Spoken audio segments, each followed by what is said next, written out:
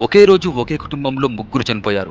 అమ్మ, ఒక బాబు, ఒక పాప. చనిపోయిన అమ్మను చూస్తూ చంటి పిల్లోడు మా అమ్మ నిద్రపోతుందేమో అనుకోని పక్కన కూర్చొని బోరున ఏడుస్తున్న ఈ దృశ్యాలు చూస్తుంటే కంట్లో నుంచి నీళ్లు కారుతుంది నాకు. విగత జీవులుగా పడి ఉన్న కుటుంబాన్ని చూస్తూ ఇద్దరు పిల్లలు అలా చూస్తూ ఉండిపోయారు. ఎలా చనిపోయారు, ఏం జరిగిందో చూద్దాం.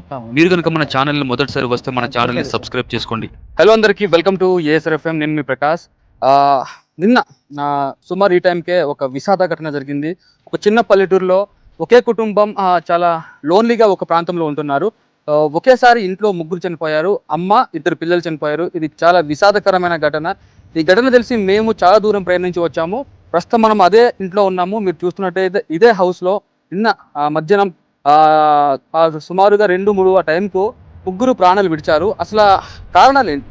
ప్రాణాలు పోగొట్టడానికి కారణాలేంటి? అసలు ఏం జరిగిందో కూడా మనం క్లుప్తంగా ఇక్కడున్న స్థానికులను అడిగి తెలుసుకుందాం. కొంతమంది ఇక్కడ స్థానికులు కూడా ఉన్నారు. అది అల్లూరు జిల్లా పెదబయలు మండలం కిముడుపల్లి పంచాయతీ గడుకుపల్లి గ్రామం. ఊరికి చివరన ఒక చిన్న నిరుపేద కుటుంబం వ్యవసాయం చేసుకుంటూ బ్రతుకుతున్నారు. ఆ ఇంట్లో అమ్మ, నాన్న, నలుగురు పిల్లలు ఉన్నారు. అది సోమవారం కావడంతో నాన్న పెదబయలు వారపు సంతకు వెళ్లారు. ఇంట్లో నలుగురు పిల్లలు ఆడుకుంటున్నారు. అమ్మ పనిలో ఉంది. ఊరికి చివరన ఒంటరిగా బ్రతుకుతున్నారు. ఇంతకు ముందు ఇక్కడ కరెంట్ సప్లై లేదు, ఉండేది కాదు. 2 నెలల క్రితమే కరెంట్ సప్లై ఇంటికి వచ్చింది. పిల్లలు ఆడుకునే క్రమంలో బయట బట్టలారేసిన ఒక వైర్ను ముట్టుకుని ఉండిపోయారు. అరుపులు విన్న అమ్మ పిల్లలకు ఏమైందని వెళ్లి వాళ్ళని లాగే ప్రయత్నంలో అమ్మ కూడా అక్కడే కరెంట్ షాక్ తగిలి అక్కడే ముగ్గురు కుప్పకూలిపోయారు. స్పాట్ లోనే చనిపోయారు. మిగతా ఇద్దరు పిల్లలు అక్కడే ఆడుకుంటున్నారు. ఈ విషయం తెలుసుకున్న స్థానికులు కరెంట్ ని ఆపేశారు. లేకపోతే మిగతా ఇద్దరు పిల్లలు కూడా చనిపోయి ఉండేవాళ్ళని స్థానికులు చెప్తున్నారు. ఇక్కడ వచ్చేసి ఒక సింగిల్ బల్బ్ ఉండేది. ఓకే. ఆ బల్బ్ వేలాడ తీసే సమయంలో ఓల్డర్ ఇక్కడ కనెక్ట్ అయిపోయి ఇక్కడికి మళ్ళీ ఇదిగో స్తంభానికి కనెక్షన్ లో వైర్ ఉందా? వైర్ కట్టుకున్నారు బట్టలు ఆరడానికి. ఓకే. ఏ వైర్ అది? ఈ వైర్ అండి. ఆ, ఈ వైర్ కి ఆ, గుమ్మానికి బట్టలు ఆరేసుకుందామని చెప్పి కట్టారు వైర్. ఓకే. అక్కడ షార్ట్ సర్క్యూట్ అయిపోయింది. సింగిల్ బల్బ్ ఉండింది కదా, ఓకే. ఓల్డర్ కి వైర్ లైన్ క్రాస్ అయిపోయి కరెంట్ ఇక్కడ నుంచి పాస్ అయిపోయింది. ఆహా. సో మరి పాప బాబు తెలియదు, ముందుగా అయితే మ్మ్. చనిపోయినారు వాళ్ళు. మ్హూ. అలాగా వాళ్ళ పిల్లని రక్షిద్దామని చెప్పేసి వాళ్ళ అమ్మగారు వచ్చి ముగ్గురు కూడా ఇక్కడ చనిపోయి. సో అది రక్షించే ప్రయత్నంలో అమ్మగారు కూడా తెలియదు కరెంట్ షాక్ తెలియదు తెలియదు మ్హూ. వాళ్ళకి ఏంటంటే కరెంట్ కూడా రీసెంట్ గా ఇచ్చారండి. అవునవును. ఒక అంటే 2 months వైర్ మరి అవుతుంది. కిందకు ఉందండి, వాళ్ళకి పిల్లలు అందుకునేంత హైట్ లో ఉందా? ఇదే అండి వైరు. ఆహా. ఇదే వైర్ అందుతారు, ఇక్కడికి లేకుండే కదా, ఇలాగ ఉండిందా? ఇలాగ ఉండింది. ఆహా.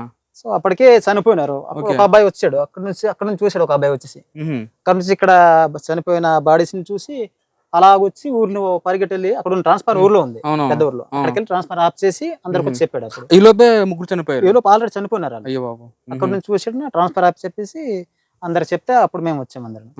అప్పటిదాకా ఎవరు తెలియదు మాకు. So God. ఉమ్.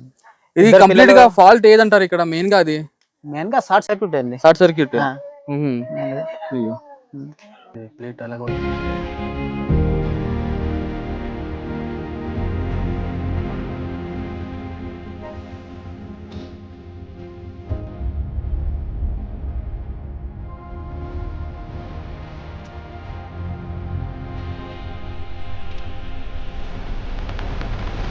ఎలక్ట్రిక్ డిపార్ట్మెంట్ వచ్చారు కదా, వాళ్ళకి అడుగుదాం వాళ్ళు ఏం స్పందిస్తారనేది. ఎలక్ట్రికల్ డిపార్ట్మెంట్లో విజిలెన్స్ మేము. ఓకే. విజిలెన్స్ మా తరపున ఏంటంటే ఏంటి ఫ్యాక్ట్స్ ఏంటంటే మేము సబ్మిట్ చేస్తాం. ఓకే. ఎలా జరిగింది అనే విషయాన్ని ఏదైతే ట్రూత్ ఉంటుందో ఆ ఫైండింగ్ సబ్మిట్ చేస్తాం. ఆ ప్రస్తుతం వరకు మీకు అందిన సమాచారం ఏంటి, ఎలా జరిగిందన్నది? అదే ఎలక్ట్రికల్ షాక్తో చనిపోయినట్టు సమాచారం వచ్చింది. అది తెలుసుకొని వచ్చాం మేము. ఓ నిర్ధారణకు వచ్చారండి ఎలక్ట్రిక్ షాక్ అనేది? లేదు, ఇంకా అది పిఎం సర్టిఫికేట్ అది తీసుకోవాలి. ఇప్పుడు మేము చెప్పలేము ఇంకా. ఇది మనసుని చాలా బాధ పెట్టే సంఘటన. స్థానికులు చెప్తున్న ప్రకారం బయట బట్టలారేసిన వైర్కు లోపల ఉన్న కరెంట్ ఎర్త్ అయిందని, దీనివల్లే ముగ్గురు చనిపోయారని చెప్తున్నారు. ప్రజలు అప్రమత్తంగా ఉండాలి. 1కి 2 సార్లు చెక్ చేసుకోండి. మీ ఇంట్లో కరెంట్తో వాడే ప్రతి వస్తువుతో జాగ్రత్తగా ఉండాలి. ముఖ్యంగా ఎర్త్ అవ్వకుండా చూసుకోండి. ఇది చెప్పాము.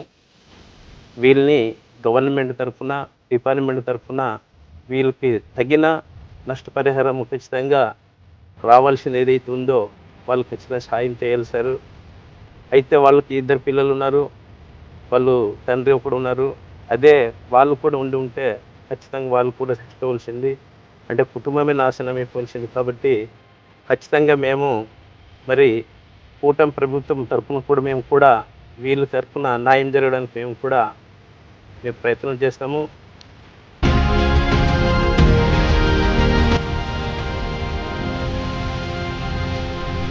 అర్థవంతంగా ప్రాంతంలో మీటర్ సెలెక్ట్ చేయాలి.